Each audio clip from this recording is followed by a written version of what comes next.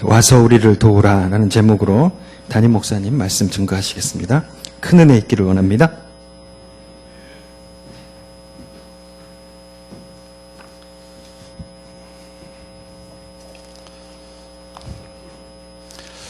(2000년) 전에 저 이스라엘 땅에서 시작된 복음이 어떻게 저와 여러분에게까지 올 수가 있었을까요?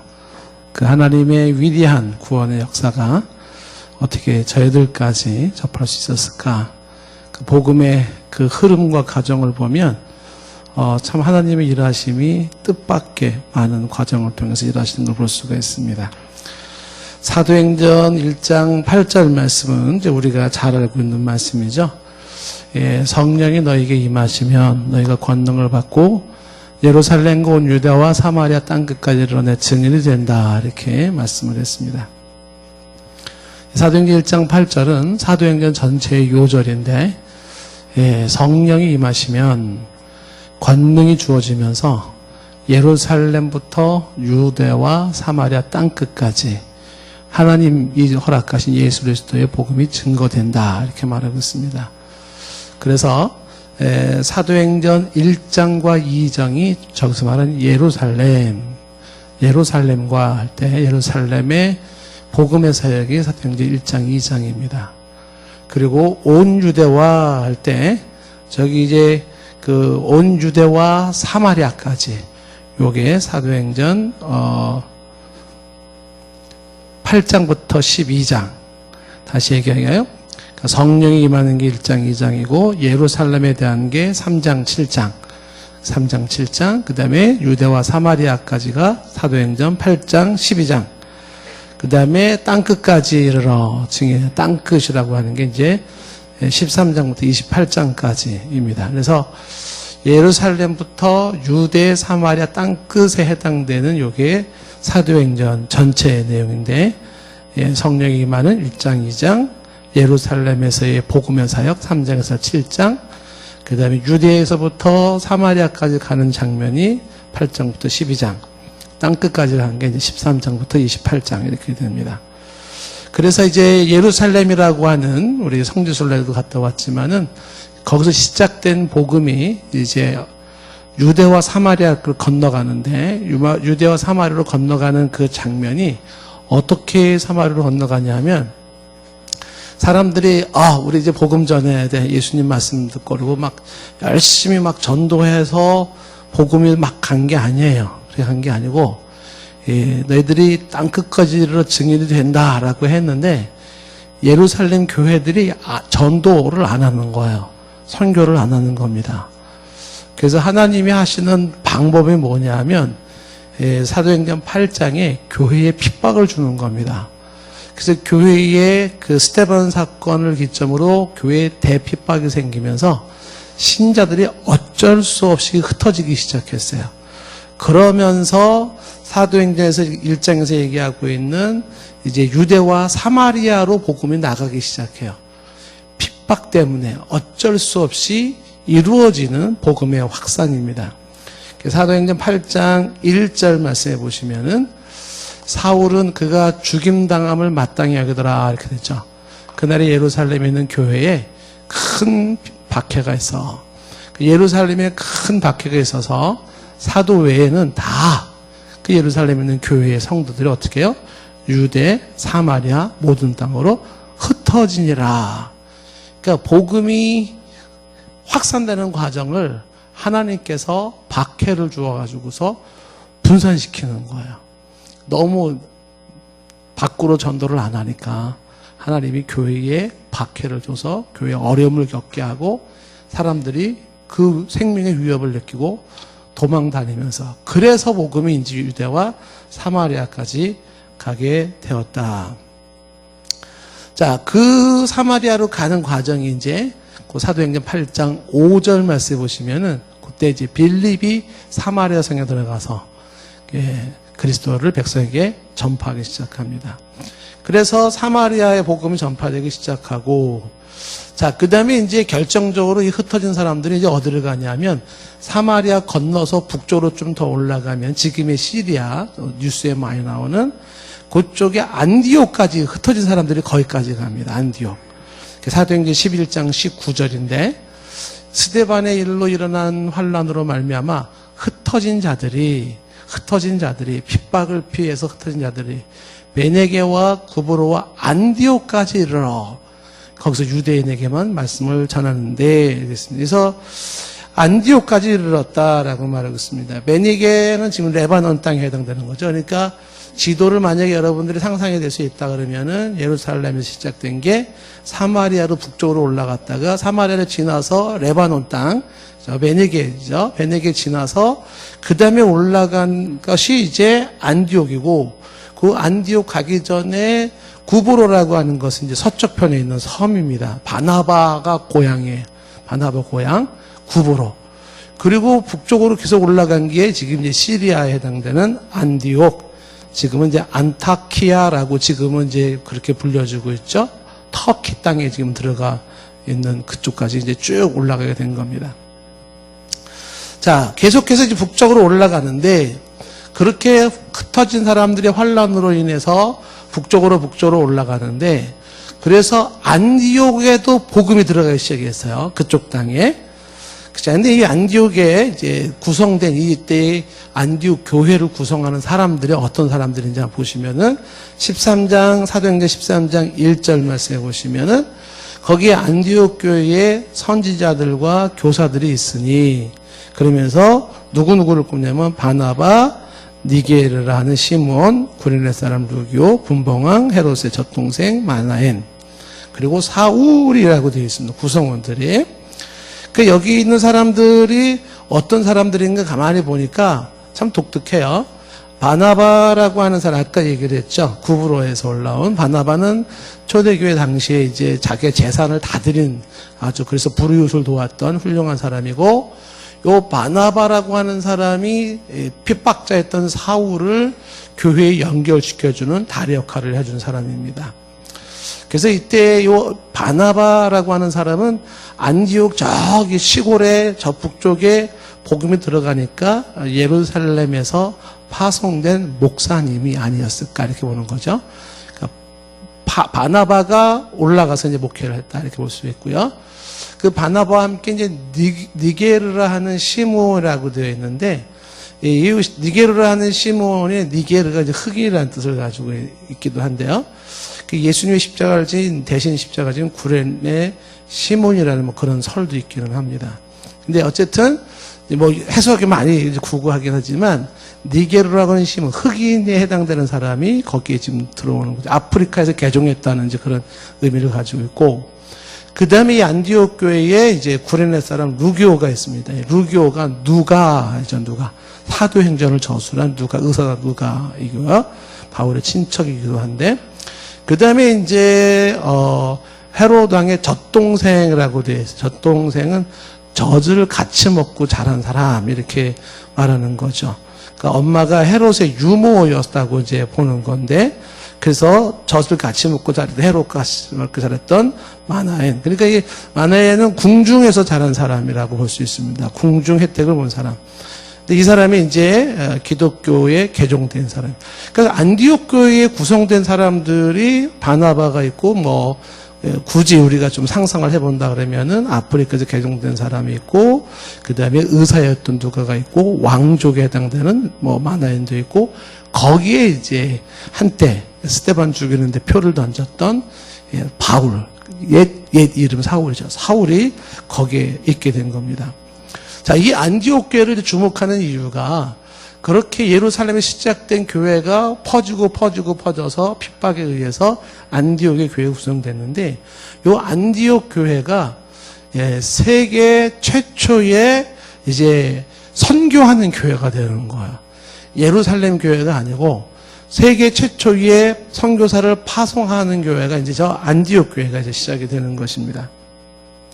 그러니까 세계의 복음화를 이루는 역할을 이제 안디옥의 중심이 돼서 하게 되는데 이 안디옥 교회가 계속해서 사도행전 13장을 좀 보시면 13장 2절 말씀 보면 사람들이 주님을 섬기는데 금식하죠. 그러니까 신앙이 아주 좋은 겁니다. 금식하며 주님을 섬길 때 성령이 이르렀습니다. 성령에 민감한 그들이 이제 성령이 시키는 대로 했죠. 뭘 시켰냐면 바나바와 사울을 따로 세우라는 겁니다. 이 바나바와 사울을 따로 세우라는 게 뭐냐면 선교사 파송을 하라는 거예요. 그래서 바나바와 사울을 세워서 그렇게 해서 이제 시키는 대로 이 사람들을 선교사로 파송하게 되는 건데 그게 이제 이어지는 3절 말씀이에요. 그래서 금식하고 기도하고 두 사람에게 안숙하면서 그리고 보내니라 그래서 선교사가 나가기 시작을 합니다. 어떻게 예루살렘에서 2000년 전에 시작됐던 복음이 지금 대한민국 시흥동 우리까지 왔냐. 지금 그거 과정을 지금 사도행전에서 설명을 하고 있는 거예요.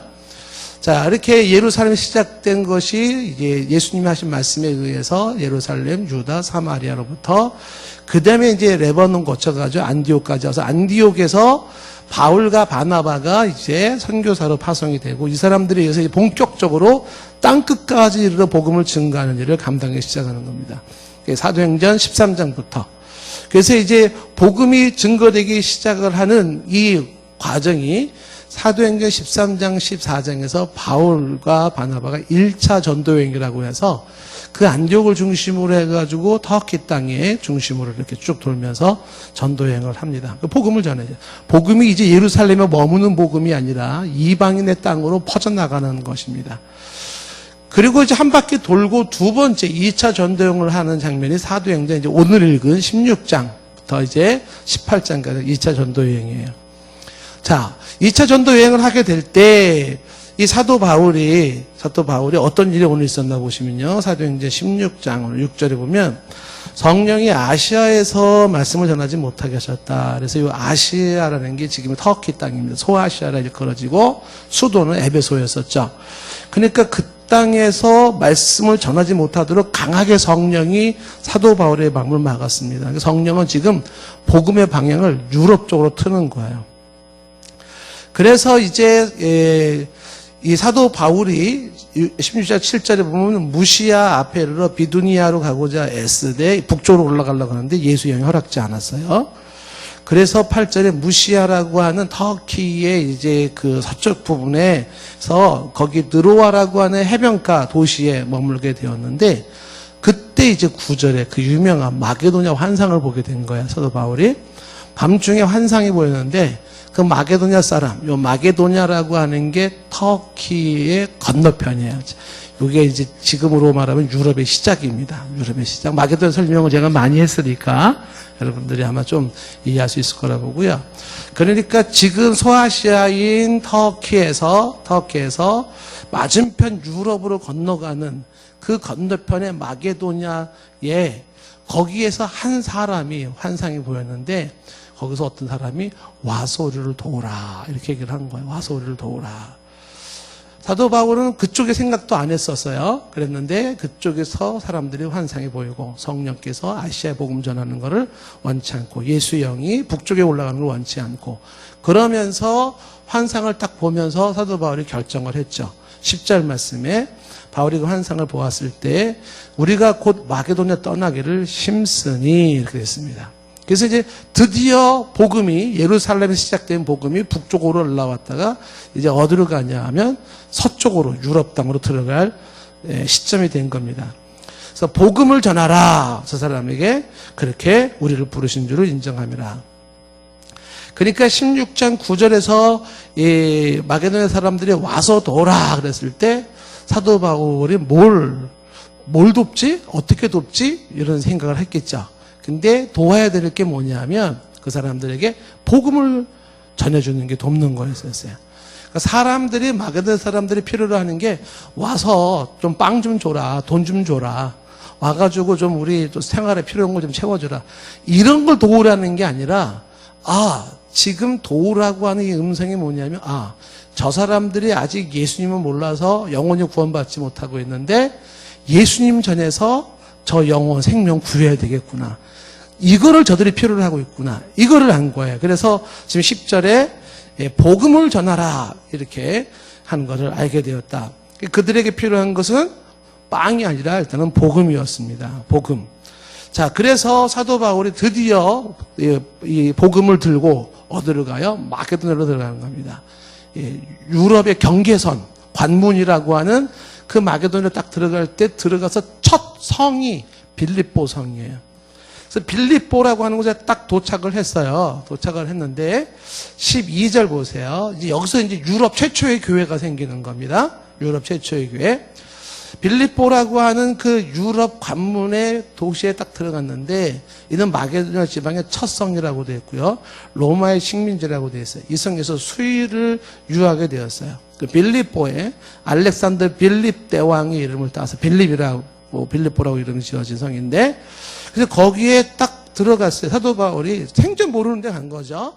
생전 모르는 데 딱 갔는데 13절에 안식일에 우리가 기도할 곳이 있을까 하여 문 밖 강가에 나갔습니다. 그러니까 이제 안식일도 되었으니까 사도 바울이 2차 전도여행에 바울과 실라가 이제 야 우리 어디 좀 기도할 데 없을까 그러고서 유럽에 처음 간 빌립보라고 하는 그곳에 이제 뭐가 있나 하고 이제 강가로 나갔어요. 이제 강가로 나갔는데 거기 여자들이 많이 모여 있는 거예요. 여자들이. 그러니까 그 강가에 모여있는 여자들은 왜 강가에 여자들이 모였을까요? 빨래하러 모였을까요? 아니죠. 빨래하러 모인 게 아니라 유대인들의 기도처가 주로 강가에서 기도하는 습관이 있어요. 회당이 없을 경우에는. 그러니까 사람들이 지금 이 강가의 유대인들이죠. 유대인들. 예수를 모르는 유대인들이에요. 그런 사람들이 강가에서 기도하러 모일 때 사도 바울이 일행도 이제 거기를 갔어요. 가서 보니까 여자들이 뭐 하나님 얘기도 하고 뭐 기도도 하고 뭐 그런데 아직 예수님이 십자가 사건이 어떤 구원의 역사가 이런 걸 몰라요. 그 사람들이 여자들이 있는 곳에서 뭐 했냐면 말을 했다는 거예요. 13절 끝에 말하는데 뭘 말했겠어요? 사도 바울이 강가에서 있는 여인들에게 뭘 말했겠어요? 그렇죠. 복음을 말했겠죠. 뭐 쓸데없는 수다 떨었겠습니까? 아니죠. 이 여인들에게 복음을 말씀을 한 거예요. 당시에 이제 마게도냐는 모계 사회이기 때문에 그래서 특히 여자들이 거기 있었고 그 여자들에게 복음을 전했다라고 하는 건 굉장히 의미심장한 얘기예요. 여인들이 복음화되어지면서 그 여인에 의해서 가족이나 전체의 복음화가 되는 게 하나님의 선교 방법 중에 하나예요. 여자들을 통한 선교예요. 이 여자가 굉장히 중요한 겁니다. 그래서 복음을 딱 전할 때 그 모인 여자 중에 한 여자가 있었어요. 그 여자가 루디아라고 하는 여자예요. 이 여자는 14절에 보시면 두아디라시에 있는 자색 옥감 장사로서 하나님을 섬기는 루디아라는 여자가 말을 듣고 있을 때 주께서 그 마음을 열어 바울의 말을 따르게 했다 이렇게 되어 있습니다. 이 루디아라는 여자를 만났어요. 사도 바울이. 아주 이거는 사람 편에 봤을 때는 모든 게 우연이죠. 그러나 하나님 편에 봤을 때는 필연입니다. 이 자주장사 루디아를 만났는데 두아디라시라는 거 빌립보에서 좀 떨어진 곳이죠. 근데 거기에서 이 루디아가 이렇게 생각해 볼 수가 있죠. 갑자기 자기 마음속에 기도해야 되겠네. 기도해야지. 어디로서 기도할까? 저기 강가에 가서 기도를 해야지. 언제 갈까? 5분 후에 갈까? 10분 후에 갈까? 뭐 이렇게 생각을 했겠죠. 내가 그래 이제 좀 가야 되겠다. 그래서 하나님이 기도할 마음을 주고 기도할 장소를 정하게 하시고 기도할 시간을 정하게 하셔서 루디아가 그곳에 올 때 거긴 누가 왔냐면 하나님께서 사도 바울을 이제 그곳에 보낸 것입니다. 그래서 이곳에서 자주장사 물감 옷을 드리는 그 여자 옷감 장사를 하는 루디아가 이 바울을 만난 겁니다. 근데 이 옷감 장사를 하고 있는 루디아는 뭐라고 되어 있냐면 제 14절에 보면은 하나님을 섬기는 루디아라고 되어 있잖아요. 하나님을 섬기는 루디아라는 건 하나님 신앙이 있었다는 거예요. 하나님 신앙이 있는데 무슨 신앙이 없어요? 예수 그리스도 신앙이 없는 여자예요. 그러니까 유대인들은 하나님까지는 알았는데 그 하나님이 구원의 완성인 예수 그리스도를 아직 모르고 있는 거죠. 그래서 이 여인이 하나님 섬기는 루디아가 거기에 딱 들어갔는데 거기서 사도 바울을 만나게 된 겁니다. 그러면서 사도 바울이 하는 이야기를 들은 거예요. 사도 바울이 뭘 말했다고요? 복음을 말한 거죠. 예수님 얘기를 한 거예요. 예수님이란 분이 이 땅에 오셔서 그가 이렇게 처녀의 몸으로 잉태하시고 그리고 이제 피난 생활을 하시고 말씀을 전하시고 많은 사람에게 교훈을 주시고 천국 복음을 전하시고 가난한 사람을 이제 고치고 십자가에 죽으시고 3일 만에 부활하신 그 이야기를 쫙 얘기를 할 때 14절에 뭐라고 되어 있어요? 그때 주께서 그 마음의 문을 열어 이렇게. 그러니까 주님이 루디아의 마음을 열어서 그래 어떻게 했어요? 바울의 말을 따르게 했다라고 되어 있습니다. 그러니까 바울의 이야기를 귀담아 들으면서 마음을 열리면서 사도 바울이 예수님 얘기하니까 어떻게 했어요? 아멘, 아멘 했겠죠. 그래서 아멘, 아멘 하면서 이 루디아가 그 예수님을 영접하기 시작해서 크리스찬이 되는 거죠. 크리스찬이. 그러면서 사도 바울의 말을 따르게 되었다. 자, 그래서 이제 어떻게 됐을까요? 여기서 끝나는 걸까요? 그게 아니죠. 그래서 어떻게 됐냐면 15절, 이어지는 15절에 그 루디아와 그 집이 다 식구들이 세례를 받았어요. 여인이 엄마가 세례를 받음으로 가족이 구원을 받는 거예요. 그래서 그 집이 다 세례를 받게 되고 그리고 청하죠. 사도 바울에게 뭘 청해요? 뭐라고 말하냐면 만일 나를 주로 믿는 자로 안다면 내 집에 들어와 유하라는 겁니다. 강권하여 머물게 한 거예요. 사도 바울이 지금 오갈 데가 없어요. 나그네 길로 지금 선교사로 왔어요. 성령의 인도하신 곳으로 갔어요. 그때는 루디아가 복음을 듣고 내가 정말 예수를 믿는 사람이라고 생각된다면 어떻게 해요? 우리 집에 들어와서 거기 머물러라. 이게 바로 빌립보 교회가 되는 거예요. 그러니까 유럽 최초의 교회가 빌립보 교회인데 이 빌립보에서 자주장사 루디아의 집에서 이렇게 해서 복음이 시작되기 시작한 겁니다. 자, 이 복음이 어떻게 확산되고 있느냐, 우리 이걸 좀 주목하는 거예요. 참 희한하게 복음이 흘러가는데 어떤 때는 막 핍박 때문에 사람들이 도망가가지고 생명을 구하려고 도망가라고 해서 교회가 생겨지고 거기에서 선교사가 파송되어지고 선교사인 사울이 이쪽 갈까 저쪽 갈까 막 고민하고 이리 가야 되는데 막 성령에 막아가지고 있는데 밤중에 환상 중에 저쪽에서 우리 도와줘 그래가지고 거기를 갔는데 때마침 루디아를 만나게 되고 그 루디아가 복음을 듣게 되고 예수님을 영접하고 자기 집을 들였어요. 그래서 그 집을 뭐 어떻게 했어요? 그 집에서 빌립보 교회라는 교회가 세워지게 됐습니다. 이 빌립보 교회의 이제 중요한 의미가 뭐냐면, 그러니까 이 교회, 빌립보 교회는 이제 교인들은 누구냐면 자주장사 그 루디아 가족들이 이제 교인이 되는 거죠. 그다음 나중에 이제 그 빌립보에서 점치는 귀신 들린 여자에 고쳤던 사건 때문에 감옥에 들어가고 간수가 그 감옥의 사건을 통하여서 이제 간수가 예수 믿죠. 주 예수를 믿으라. 그러면 너와 내 집이 구원을 받으라 해서 이 간수의 가족도 빌립보 교회 교인이 되는 거예요. 그 교인이 되는 것이 루디아를 통해서 그의 가족이 그 다음에 감옥의 간수가 그러면서 그 빌립보 교회를 형성하기 시작하면서 이 교회가 사도 바울의 세계 선교를 하는데 처음부터 끝까지 후원한 교회가 빌립보 교회예요. 이 교회가 또.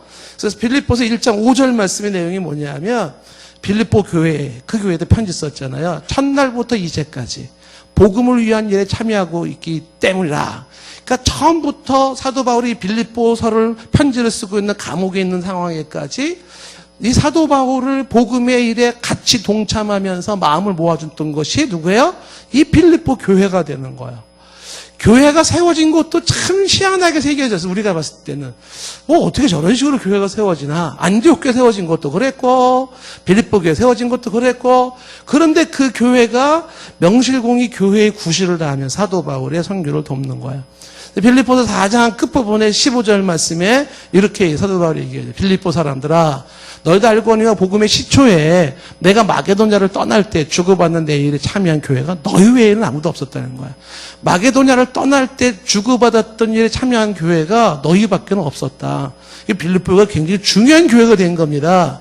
16절에 데살로니가에 있을 때에도 너희가 한 번뿐만 아니라 두 번이나 나의 쓸 것을 보냈다는 건 뭐냐면 두 번만 보낸 게 아니라 데살로니가로 넘어갔을 때도 빌립보 교회는 계속 사도 바울을 도운 거야. 왜 도왔을까요? 사도 바울을.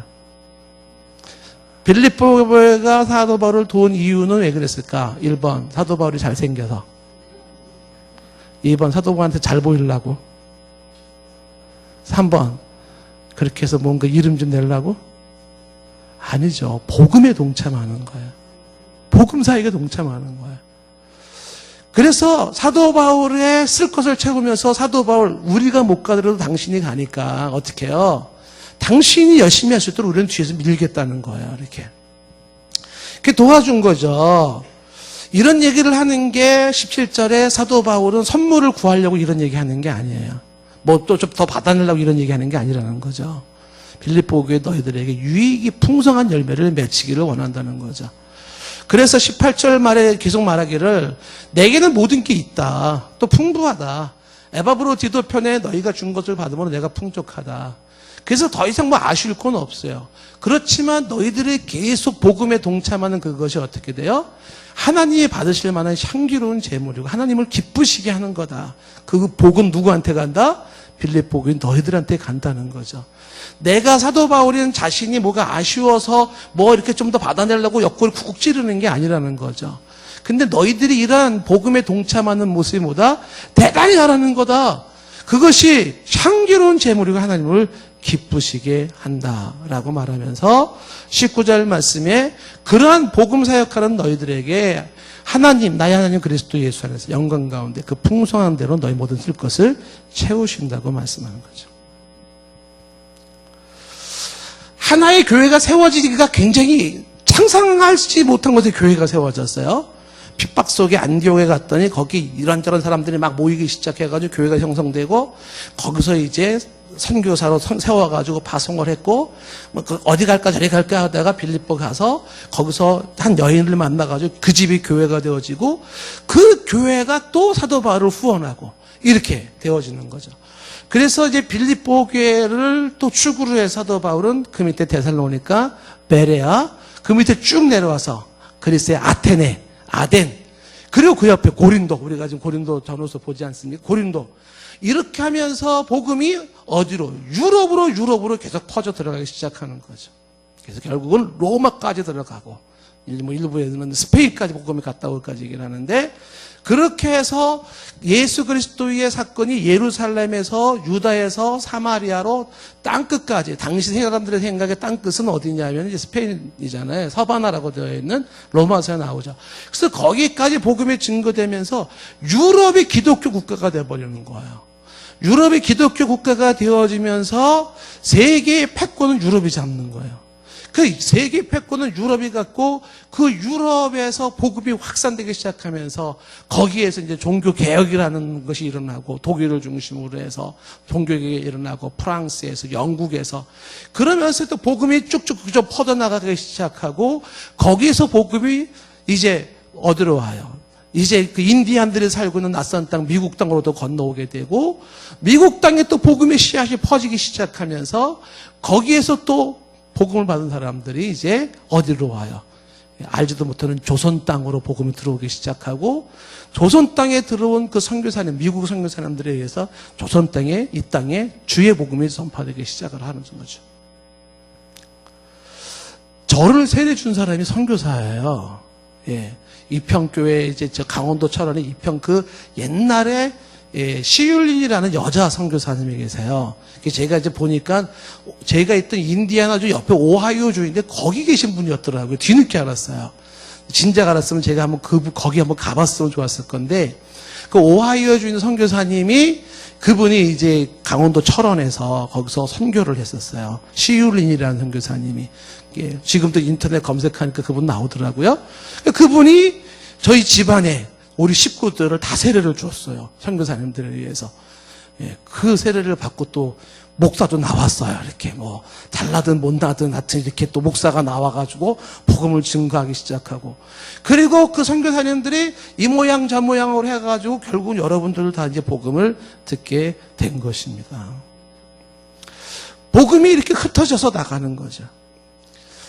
이 복음의 흐름을 어떤 이제 학자들은 이렇게 설명을 해요. 민들레 씨앗을 설명을 하는 거예요. 여러분 이제 민들레가 이렇게 딱 서면은 이제 씨앗이 하얗게 이렇게 몽실몽실 이렇게 나와 있잖아요. 그러면 바람이 슉 불면 어떻게 돼요? 씨앗이 슉 날아가요. 그럼 어떻게 돼요? 그것은 끝인가요? 흩어진 그 씨앗들이 들판의 곳곳에서 또 어떻게? 거기서 또 민들레 싹을 틔워요. 그래서 미국 같은데 한국은요, 민들레가 얼마나 많은지, 제가 있던 곳도 집 앞에가 민들레가 얼마나 많은지, 예. 그 민들레를 좀 먹죠, 요즘. 먹는 것 같아요. 그럼 진작 알았으면 제가 캐가지고 이제 동산교회로 보내줬을 건데, 그거요, 그 뽑느냐고요? 그 뿌리도 엄청 깊어요. 그래서 민들레, 미국에는 민들레 뽑는 기계가 있어요. 그거. 잔디밭을 쫙 만들어야 되니까 그 집집마다. 그래서 그 기계로 빵 팍 파가지고 축 빼야 되고 그러는데 뿌리가 엄청 길어요. 그 뿌리가 남았으면 또 나옵니다. 그 민들레가 쫙, 민들레 밭이 엄청 크고 집 앞에도 엄청 커요. 근데 민들레 씨앗이 이게 복음의 역사로 비유를 하는 거예요. 하나님의 복음이라고 하는 것이 휙 날아가는 것 같아요. 근데 전혀 이름도 모르는 곳에 그 복음이 어디 딱 떨어졌더니 그곳에서 뭐가 이루어지냐면 거기서도 싹 복음의 역사가, 그래서 그쪽의 사람들을 예수님으로 인한 구원의 역사가 이루어지기 시작하는 거예요. 복음이 퍼져나가는 과정이 그렇다라는 거예요. 사소해 보이고 작아 보이는 것들이, 우연한 만남 같은 것들이 그 한 사람 전도하고 한 사람에게 복음을 전해서 우연한 만남 같은 그 만남 속에, 혹은 아무런 별 볼 일 없어 보이는 사람에게 복음을 전했는데 거기에 민들레 씨앗이 돼가지고 거기에 역사가 일어나는 거죠. 이번에 우리가 이제 구역장들이 우리 이제 MT를 가면서 강화를 갔어요. 그 강화에 가면은 강화 최초의 개신교 교회에는 교산교회가 있습니다. 그 교산교회. 근데 그 교산교회가 강화도의 최초의 교회인데 이 교회가 형성된 것도 한번 보세요. 얼마나 참 사소해 보이는 복음이 어떻게 강화도 일대에 그 복음을 다 확산시켰는가 보세요. 그 강화도에 이승환이라고 하는 주막에서 일을 하는 사람이 제물포로 온 거예요. 인천에. 그 제물포 일보로 왔다가 당시에 제물포에 있는 존스 선교사님을 만나가지고 복음을 들은 거죠. 그러니까 술 파는 사람이 그 조선 말기에 제물포 왔을 때 존슨 선교사가 보면은 한심했겠죠. 뭐 대단한 게 뭐가 있겠습니까? 근데 별 볼 일 없어 보이는 사람이지만 그 이승환이라는 사람한테 복음을 전한 거예요. 근데 이승환이라는 사람이 딱 들어보고 이 루디아처럼 마음의 문이 열린 거예요. 복음이 딱 접한 거예요. 그리고 세례를 딱 받으려고 했는데 누가 생각나냐면 나이 많이 먹은 엄마 생각이 난 거예요. 그래서 내가 엄마도 세례를 안 받았는데 내가 세례를 받으면 안 된다고. 근데 어머니부터 내가 전도하고 어머니 세례 받고 내가 세례를 받겠다고 했어요. 그러니까 조선성 교사님 이제 그러라고 한 거예요. 그래가지고 제물포에 와서 이승환 사람이 집에 와가지고 어머니한테 예수님 얘기를 했어요. 그리고 예수님에게 그 엄마 세례를 딱 주려고 하는데. 그래서 제물포 선교사님한테 부른 거죠. 우리 강화도에 와서 우리 지금 어머니 세례를 달라. 그랬는데 당시에 강화도는요, 우리가 알다시피 뭐 병인양조, 신미양조 이런 것 때문에 전쟁이 있어가지고 외국인들 출입을 못해요. 그 선교사님이 들어가지를 못하는 거야. 그래서 한밤중에 선교사님이 조선 사람처럼 도포 입고 갓 쓰고 해가지고서 몰래 배 타고 강화도를 쫙 들어왔는데, 그때 그 강화도 들어올 입구에 그때 그 동네 서장, 훈장 선생님이 그걸 딱 접하면서 뭐라고 얘기를 하냐면, 그 선생님이 김상임이라는 선생님이 뭐라고? 오랑캐가 서양놈이 이 땅을 들어온다고?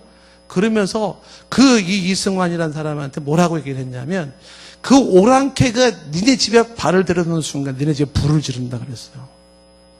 그래가지고 선교사님이 배 타고 강화도까지 왔는데 땅을 들어오지를 못해요.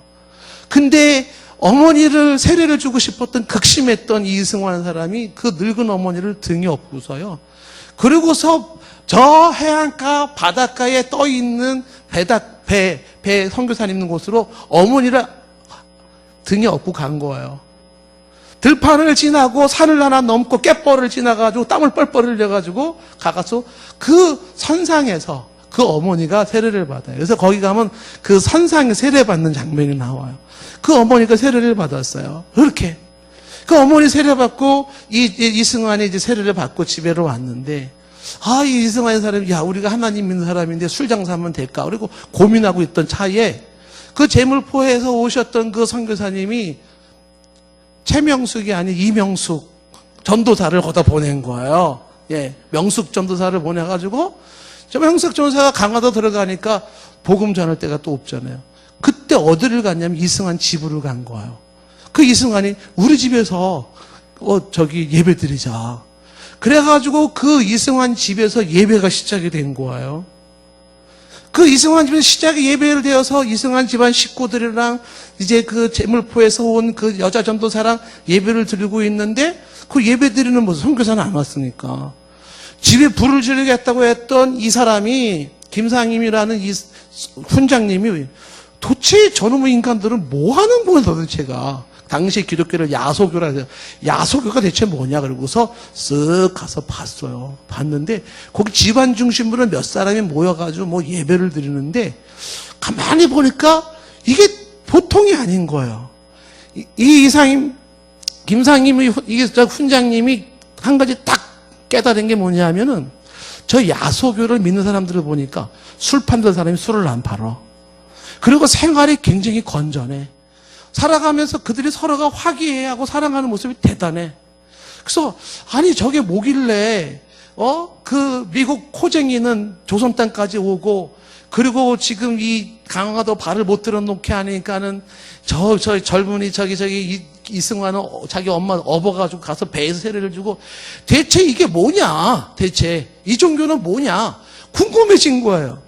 그래가지고 이 김상희 훈장이 이 사람이 누구를 만나냐면 그 존수 선교사를 만나니까 존수 선교사님이 한문으로 된 성경을 줬다는 거야. 한문. 그래서 한문이라는 성경을 딱 보고 있는데 당시 우리 이 조선 팔도에 동학혁명을 해서 나라가 어렵고 한 상황에서 그 정감독을 읽다가 이 딱 보니까 성경을 딱 보는데 이 훈장 선생님이 딱 치면서 기울어가는 나라를 세울 수 있는 거는 이거밖에 없다. 이렇게 생각이 된 거예요. 야소교 이게 조선을 살린다. 그래가지고 본인이 예수를 믿은 거예요. 그 선생님이 예수를 믿으니까 그 집 식구들이 또 다 예수를 믿게 된 거예요. 그래서 갑자기 교회가 이승환 주막 그 지금 시작된 교회가 40여 명으로 신자가 늘어난 겁니다. 그래서 이 김상일이라는 사람이 거기서 예수를 믿기 시작하면서 이 김상일 사람이 신학을 공부하고 전도사가 됐다는 거예요. 그래서 그 집에서 시작된 게 집을 또 좀 더 큰 집으로 옮기고 조금 더 큰 집으로 옮기면서 그렇게 해서 시작된 게 강화도의 최초의 개신교 교산교회가 시작이 됐다는 겁니다. 이야기는 여기서 끝나지가 않아요.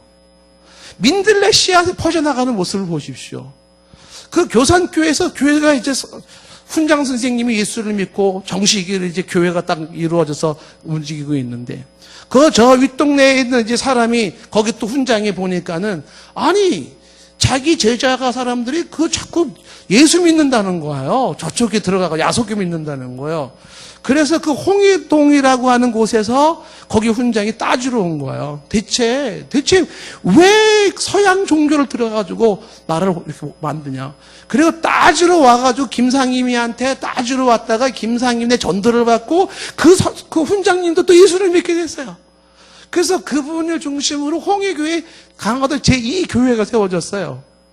그렇게 시작된 그 홍의교회가 제가 보니까 홍의교회가 그렇게 세워진 이번 주 홍의교회가 강화도 전체를 복음화시키는 안디옥교회 역할을 하는 거예요.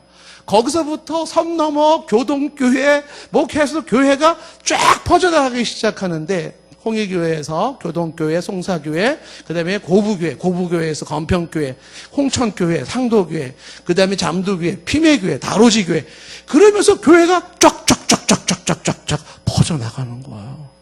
제가 여러분 자리에 앉았으면 저는 아멘 했을 거예요. 그 감동에. 네?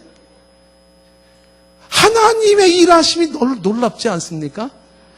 술 파는 사람, 아무것도 아닌 사람, 그 사람한테 복음을 전했더니 엄마 전도해야 된다고 엄마 세례 주려고 막 끙끙거리다가 그 집에서 시작됐다가 선생님이 마을 훈장님이 이게 뭔가 봤다가 훈장님이 예수 믿고 그분이 믿으니까 따지러 왔던 다른 훈장이 또 예수를 믿기 시작하고 복음화가 이루어지니 그렇게 복음화가 이루어지더라고요. 안디옥 교회가 세워지고 이 안디옥 교회에서 빌립보 교회가 세워지고 빌립보 교회에서부터 유럽의 교회가 퍼지기도 시작하고 하는 것입니다. 사소해 보이는 조그만 복음의 사역이 위대한 역사를 만드는 거예요. 밖에서 놀고 있는 조그만 꼬맹이 하나에게 복음을 전한 것이 그 아이가 대통령에 나올 수가 있어요. 복음의 사람이 될 수가 있어요. 시시해 보이고 별 볼 일 없어 보이는 사람들에게 전했던 그 복음이 아무것도 아닌 것 같은데 성령이 역사하셔서 열매를 맺게 할 때 거기서 교회가 형성이 되어지고 거기서 시작된 교회가 세계 복음화의 주축이 되어지고 온 동네를 복음화시키는 것이에요. 복음은 이렇게 전달이 되는 겁니다. 이거를 우리가 소홀히 여기면 안 되는 거예요. 저와 여러분들이 그 옛날 윌리엄 캐리 때처럼 우리 선교해야 됩니다 그러니까 대부분 목사님들이 뭐라 그랬어요? 윌리엄 캐리 보고 까불지 말라고 앉아있으라고. 우리가 해봤자 뭘 하냐고. 만약에 복음이 필요하면 하나님이 다 알아서 할 텐데. 그리고 선교를 안 했던 게 윌리엄 캐리 당시 개신교 선교가 없었어요. 우리가 안 하면 우리가 사소해 보이는 민들레씨라도 갖다 던져놓지 않으면 안 된다. 이게 윌리엄 캐리가 가지고 있어 선교의 문을 여는, 개신교 선교의 문을 여는 거예요. 정말 정통적인 좋은 기독교의 이 메시지를 가지고 있는 저와 여러분들이 전하지 않으면 듣지 못하고 듣지 않으면 믿을 수가 없고 믿지 못하면 구원을 받지 못하는 건데 입을 빡 다물고 있고 말도 안 하고 전하지 않으면 누가 듣고 누가 믿겠어요. 그런데 우리 크리스찬들이 그 사소해 보이고 아무것도 아닌 것이라도 복음을 증거할 때 거기서 역사가 나타나는 건데 그거를 안 하고 있으니까 얼마 전에 보니까는요 어느 사거리에서 어떤 팀이 대대적으로 전도를 하더라고요. 보니까는요 목사가 뭐 몇백 명이 뭐 회심을 했고 전도사가 몇 명이 회심을 했고 막 붙여놓고 전도를 해요. 신천지더라고 신천지. 이단들은 기승을 벌이면서 중국 땅에 아프리카 땅에 전 세계에 재산 다 바쳐가면서 그 주 예수님을 반대하고 못 믿게 하는 그 사역에 헌신을 하고 있어요. 그런데 정작 2000년 역사의 뿌리를 가지고 있는 정통 기독교인들은 입 꽉 다물고 안 하고 있어요. 이까지 애한테 전해봤자 무슨 효과가 있겠어?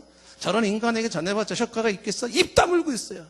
민들레의 역사가 어떻게 일어나는지는 알지도 못하면서 가만히 있어. 그 와중에 사탄의 씨를 막 뿌리고 다니고 있는 거예요. 전국적으로 전 세계로. 여러분 어떻게 생각하세요? 제대로 되고 있는 겁니까? 아니에요. 내가 저 멀리 해외에 나가서 혹은 거대한 무리를 향하여 외치지 못한다 할지라도 내 앞에 지나가는 사람 앞에 그리고 지금 지나가는 조그만 사람들 한 사람 한 사람들한테 왜 전하지 못해요? 그게 아무것도 아닌 것 같지만 그 사람 때문에 집안의 예수를 믿어요. 우리 교회에 지금 제가 이게 인테리어 하느냐고 어느 집사님 부부가 왔어요. 그래서 어떻게 예수 믿게 됐나 그러니까 꼬맹이 아들 때문에 예수 믿었대. 그거 어떻게 해요? 꼬맹이 아들내미가 먼저 교회를 갔는데 크리스마스날 연극을 한다 그러죠. 연극, 아들내미 연극하는 응원하러 갔다가 예수님 믿게 되고 안수집사 되고 부인은 권사가 되는 거야. 꼬맹이 아기가 씨앗이 되는 거야. 한 톨의 씨앗에서 많은 열매가 맺혀지는 거야. 어떤 복음의 결실이 맺혀질지 우리는 알 수는 없어요. 그렇지만 아기 하나에게라도 그렇죠? 한 별 볼 일 없어 보이는 거지 같은 사람에게라도 어떻게 해요? 복음을 전할 때 그 한 사람이 씨앗이 돼서 어떻게 확산될런지는 우리는 알 수가 없는 겁니다. 작은 소리를 외면할 수가 없어요. 와서 우리를 도우라는 그 겁에 질려 있는 눈망울을 가지고 있는 내 주변의 사람들이 지금도 유리하고 방황하는 사람들 중에서 말은 안 하지만 내 속에서 각각의 사람들 영혼들이 울부짖고 있어요. 나한테 예수 얘기 좀 해달라고, 나한테 복음 얘기 좀 해달라고 사람들이 그렇게 영혼에 겁먹은 눈망울을 가지고서 누구 나한테 예수 얘기할 사람 없을까 찾고 있는 게 우리 주변에 가득 차 있는 거예요. 그 사람들에게 이야기를 해줘야 되는 거죠. 가만히 있으면 안 돼요. 여러분 한 번은 이전에 이런 일이 있었어요. 어느 병원에 애가 여학생 하나가 교통사고가 났어요. 그래가지고 급하게 막 병원을 왔는데 의사 선생님이 지금은 진료 시간이 끝났다고 애를 거절한 거예요. 그래서 그 여학생이 죽었습니다. 근데 그 여학생이 그 의사 딸이었어요. 자기 딸이었어요. 확인을 못한 거죠. 왜 조그마한 신음소리를 외면할까? 왜 도울 수 있을 때 돕지 못하고 말할 수 있을 때 말하지 못할까? 그게 남이 아니라 내가 가장 소중히 여기는 사람일 수가 있다는 것이거든요. 하나님께서 예수 그리스도를 이 땅에 보내시고 예수님은 이 땅에 계시는 3년 동안 공생애 동안에 그는 대중을 상대로 해서 천국 복음도 전해주셨지만 한 사람 한 사람에게 관심을 두셨어요. 한 사람. 수가성 여인에게 찾아가서 니고데모에게, 베드로에게, 수르보니게 여인에게, 삭개오에게 이름을 불러가면서 그들에게 접하고 그들에게 복음을 전했던 예수님의 모습이에요. 한 사람이에요. 우리가 살아생전에 여러분 몇 명 구원할 수 있고 몇 명 전도할 수 있겠습니까? 전도라는 걸 이렇게 생각하지 마세요. 사람들을 교회에 내가 데려와서 결신시키는 걸 전도라 그렇게 생각하지 마세요. 그 인도예요. 전도는 그냥 씨앗 뿌리는 겁니다. 내가 살아생전에 몇 명에게 예수 얘기를 할 수 있을까? 여러분 지금 세계가요. 하나님의 때가 얼마나 긴급하냐 하면 선교학에서요. 이슬람 선교 어떻게 해야 될까? 이게 제일 큰 관건이에요. 근데요. 이게 이렇게 이슬람 선교 이렇게 됩니다. 지금은 미국의 게르스라는 사람이 있잖아요. 이슬람 선교하는데 이슬람 선교를 하면 뭐 긴장하고 뭐 박해를 받고 뭐 죽고 막. 근데 이분을 생각해 지금 상황이 급하다라는 거예요. 그래가지고 이 게르스라는 사람이 이슬람권 저기 뭐 인도네시아 가가지고 뭐 심지어는 뭐 적진소로 들어가가지고 그냥 예수 외쳐버리는 거예요. 죽으면 죽으리라 그러고서 예수 십자가 얘기를 한 거예요. 그랬더니 그 무슬림들이요 핍박하고 죽이는 게 아니라 10만 명, 20만 명들이 회개하고 돌아오더라는 거예요. 이게 지금 뉴스들이에요. 그냥 선포해버리는 거예요. 여러분 복음은요 팩트를 전하는 게 외치는 겁니다. 팩트를 전하는 거예요. 뭐 가미할 것도 하나도 없어요. 그냥 팩트라는 게 뭐예요? 사실을 그냥 얘기하는 거예요. 받아들이고 안 받아들이고 결실하고 안 하고는 그건 그들의 몫입니다. 우리는 이런 사실이 있다. 이거를 외치는 거죠. 말해주는 겁니다. 그러면요 어느 사람은 당장은 반응이 없고 불쾌할지 모르지만 뒤로 돌아가서 어느 순간 복음은 복음 자체가 역사하거든요. 복음은 복음이 가지고 있는 자체의 파워가 있어요. 그 복음을 들은 사람은 그 복음의 역사로 말씀이 떨리고 그리고 눈이 열리는 거예요. 그리고 본인이 그 자리에서 열매를 맺게 되는 것은 성령이 하시는 일입니다. 우리는 전도하는 게 뭐냐면 그냥 전하는 겁니다. 말하기 힘들면은요 전도지 주는 거죠. 편도 주는 겁니다. 전도지조차 줄 수 없다 그러면요 그냥 기도하는 거, 집중적으로 기도해 주는 거죠. 내 앞에 스쳐갔던 수많은 사람들을 위해서, 예? 옆집에 오토바이 아저씨를 위해서, 차 닦는 오빠를 위해서 기도해야 되는 거예요. 얼마나 막 기도해서 전도지 주고. 그래서 어떻게 해요? 민들레 씨앗처럼 떨어진 복음은요 그곳에서 하나님이 예비된 사람, 루디아를 준비시켜서 그날 그 시간 그때 그곳에 가게 하신 것처럼 그렇게 만나서 복음을 듣고 빌립보 교회가 이루어지는 것처럼 하나님의 역사는 그렇게 일어나는 거죠. 이승환이라는 사람이 제물포 갔다가 존슨 선교사를 만나고 어머니 구원하러 왔다가 실패했지만 배 안에서 세례를 주었던 사건이 관심을 갖게 하고 선장을 복음을 시키고 하는 역사인 것이죠. 한국에 들어왔던 선교사님들의 이야기를 한다면 한두 끝도 없습니다. 우리는 모두가 사실 그들에게 빚진 자예요. 우리가 일제로부터 독립운동을 할 때도 역할을 했던 게 선교사님 역할도 사실은 굉장히 커요. 그들이 선교사들이 이 땅에 들어와가지고 조선 사람에게 계몽운동을 하고 민족의식을 심어줬어요. 아시다시피 근대화된 병원 세우고 근대화된 대학 세워주고 조선인을 깨운 게 사실은 선교사 아닙니까? 그건 부정할 수가 없어요. 그 사람들은요 조선 땅에서요 자식들 어린애기들 땅에 묻고 수많은 사람들이 죽었습니다. 조선을 위해 죽을 수 있는 목숨이 하나밖에 없는 게 안타깝다 그랬어요. 웨스트민스터 사원에 묻히는 것보다 조선 땅에 묻히기를 원했습니다. 조선인보다 조선을 더 사랑했던 사람들이 외국인들이에요. 그리고 여기서 죽은 거예요.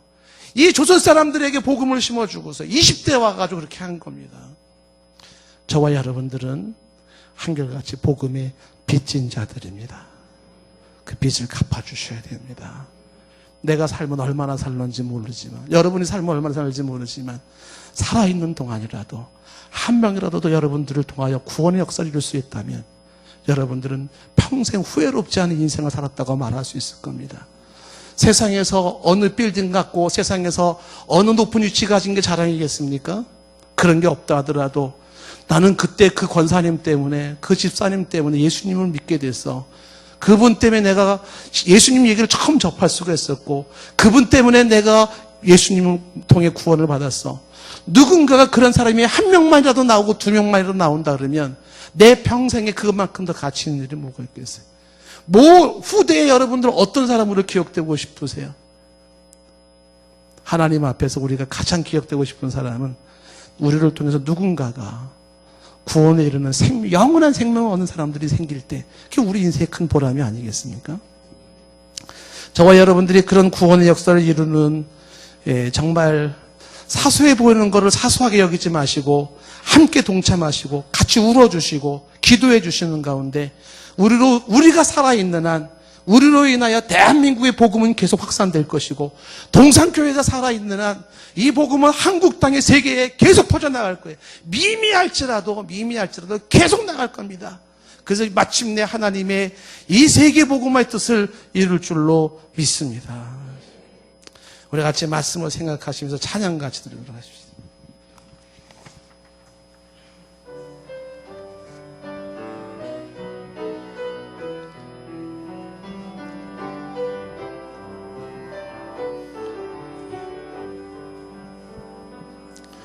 저 죽어가는 내 형제에게 생명을 주소서.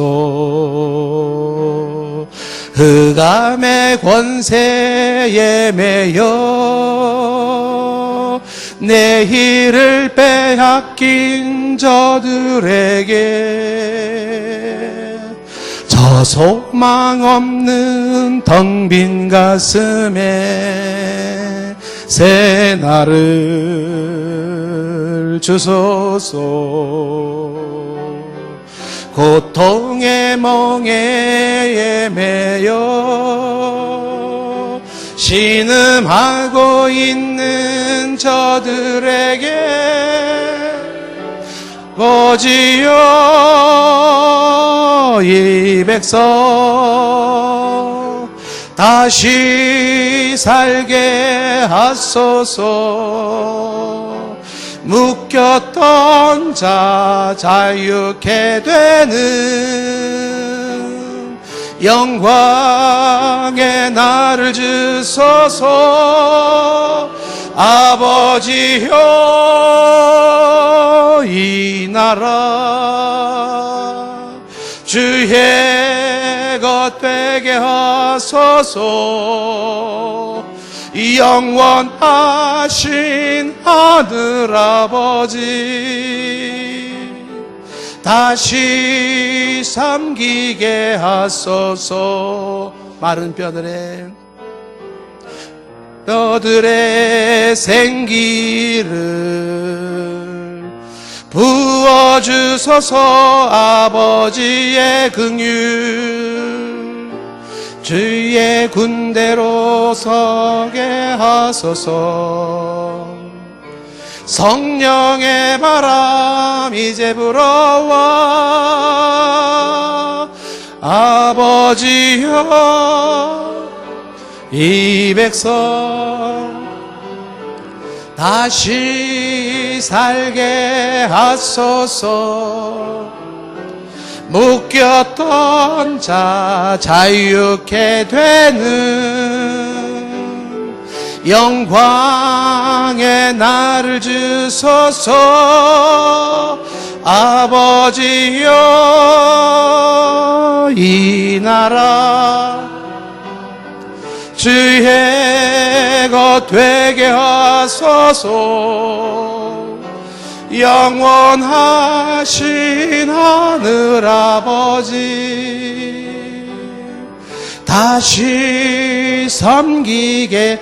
우리 다시 한 번만 해보겠습니다. 기도하는 마음으로 저 죽어가는 내 형제에게 생명을 주소서. 흑암의 권세에 매여 내일을 빼앗긴 저들에게 저 소망 없는 텅 빈 가슴에 나를 주소서.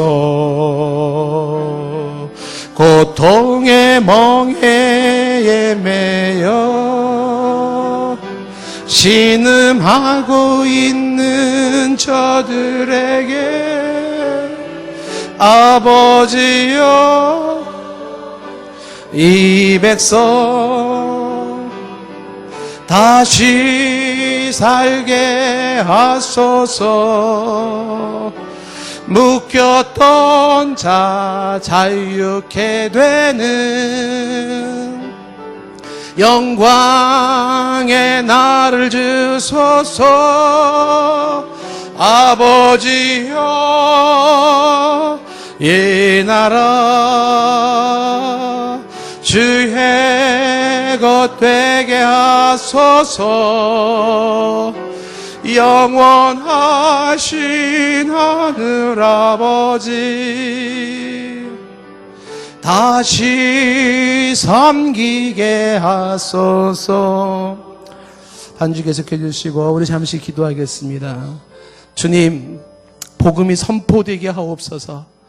주여, 그들이 복음을 듣게 하옵소서.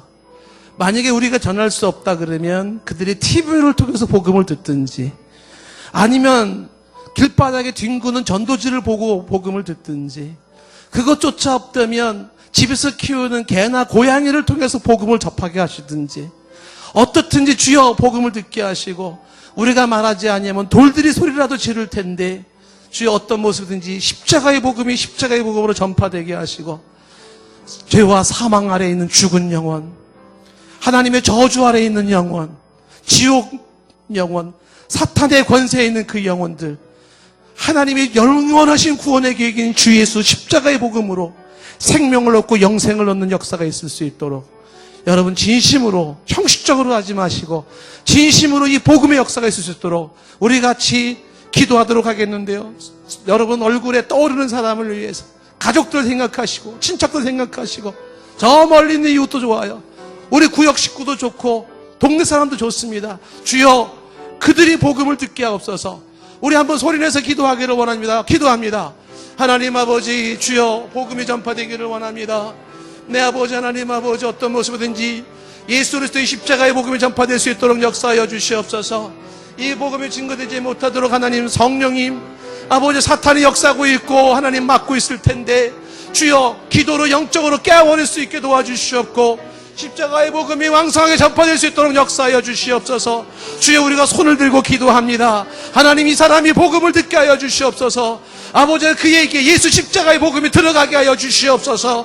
주여 눈을 열어주시옵소서. 귀가 열리게 도와주시옵소서. 마음의 문을 열어주시옵소서. 이는 힘으로 되지 아니하고 능으로 되지 아니함을 압니다. 오직 여호와의 힘과 능력으로만 가능한 줄로 믿사오니 아버지 구원하사 그 저주 아래서 구원받게 하시고 그 지옥에서 구원받게 도와주시옵소서. 심판과 하나님의 진노에서 구원받게 하시고 죄와 사망에서 구원받게 하여 주시옵소서. 하나님은 누가 전하겠습니까? 주여 택한 자들이 입을 열어 전할 수 있게 도와주시옵소서. 동산교회가 하나님 아버지 복음을 증거하는 교회이기를 원합니다. 저희들은 십자가 예수를 전하기를 원합니다. 복음을 전하기를 원합니다. 성령님 역사하여 주시옵소서. 벙어리처럼 말도 못하고 있는 아버지는 그런 심령이 있지 않습니까? 주여 입을 열어 말할 수 있게 도와주시옵소서. 생명의 주를 말할 수 있게 도와주시옵소서. 하나님의 일하심은 알 수가 없습니다. 어떻게 역사하시는지 알 수가 없습니다. 하지만 저희들은 아버지 하나님 주의 정하신 때가 있고 주님의 정하신 사람이 있을진데 믿음으로 아버지의 복음을 증거하고 적박한 땅에 복음의 씨앗을 던질 수 있게 도와주시고, 별 볼 일 없어 보이는 사람에게라도 복음을 전파할 수 있게 도와주시고, 하나님 사람에게 예수를 말할 수 있게 도와주시옵소서. 그것이 결정적인 씨앗이 되게 하셔서 열매 맺는 역사가 있게 허락하여 주시기를 원합니다. 날 구원하신 주 예수의 하나님 은혜를 생각할 수 있게 도와주시고, 한량없는 그 은혜 자의 빚진 자의 모습으로 하나님 살아갈 수 있게 인도하여 주시옵소서. 하나님 아버지, 누가 잠들어 있습니까? 깨워주시고, 하나님 누가 죽어 있습니까? 살려주시옵소서. 하나님, 이 시간도 기도하는데 성령님 역사하여 주시기를 원합니다. 동산교회가 예수 십자가의 복음을 증거할 때 사탄은 발발 떨 것이고 무서워할 것입니다. 주여, 기도로 이걸 하기를 원하고 성령의 능력으로 이를 감당할 수 있기를 원합니다. 구역들이 부르짖어 기도할 수 있게 도와주시옵소서. 우리 청년들이 부르짖어 기도할 수 있게 도와주시고, 유치부 아이들이 부르짖어 기도할 수 있게 도와주시옵소서. 예수여 예수여 외칠 수 있게 도와주시옵소서. 나의 세자 소녀 말할 수 있게 도와주시기를 원합니다. 하나님 아버지, 기도하며 나갈 때 성령님 역사하심으로 허다한 심령들이 예수의 복음을 듣게 도와주시옵고, 주의 택한 백성들 생명을 얻는 역사가 있게 하여 주시옵소서. 하나님, 우리는 이미 아버지 하나님의 복음에 빚진 자입니다. 그 빚을 갚기를 원하는데 하나님 아버지, 빚진 자의 심령을 가지고 아버지 안타까운 모습을 가지고 나갈 수 있게 하옵소서. 영혼을 바라보신 아버지의 그 심장을 품게 도와주시옵고, 아버지의 마음을 가질 수 있게 인도하여 주시옵소서. 지금도 눈물 짓고 계시는 아버지를 아버지 바라볼 수 있게 도와주시옵소서. 죽어있는 자들의 아버지의 모습을 보게 하시고 그들에게 생명이 주어지기를 저희들이 소원합니다. 소망 없는 텅 빈 가슴으로 아버지 울고 있는 저들을 아버지 저희들이 품고 기도할 수 있기를 원합니다.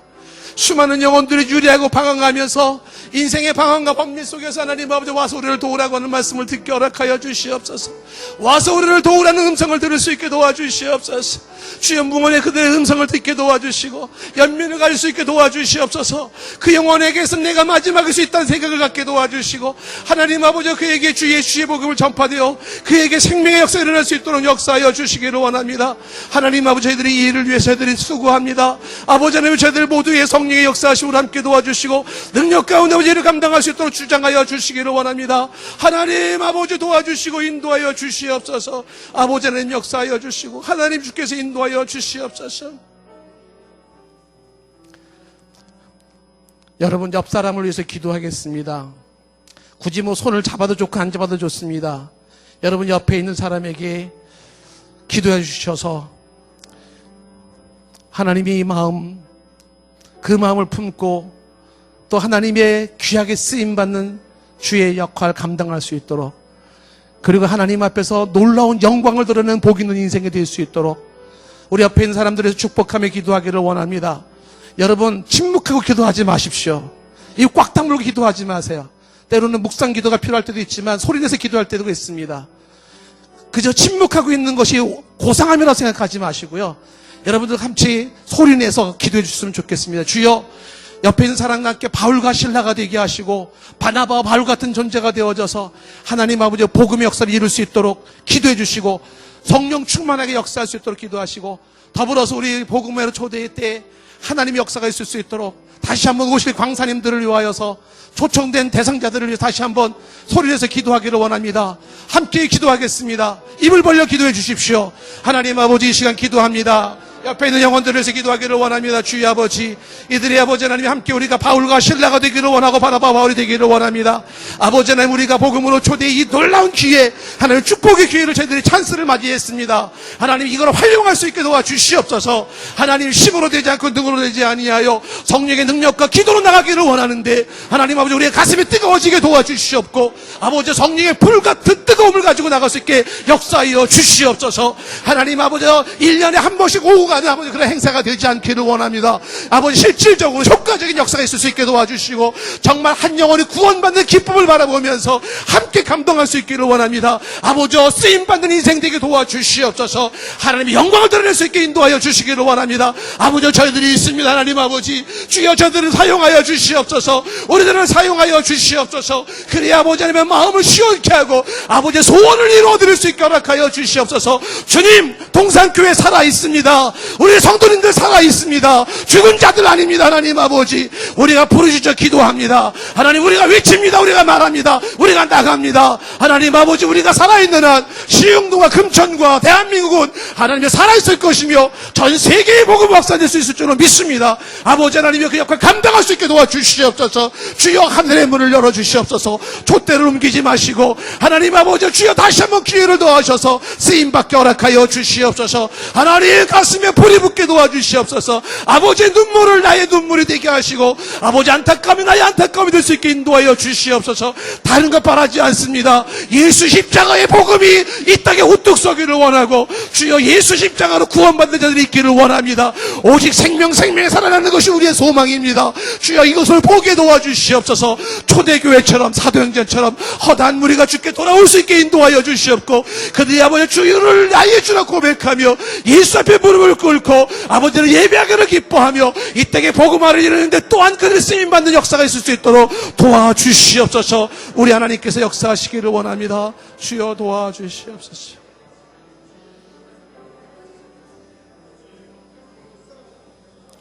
저 죽어가는 내 형제에게 생명을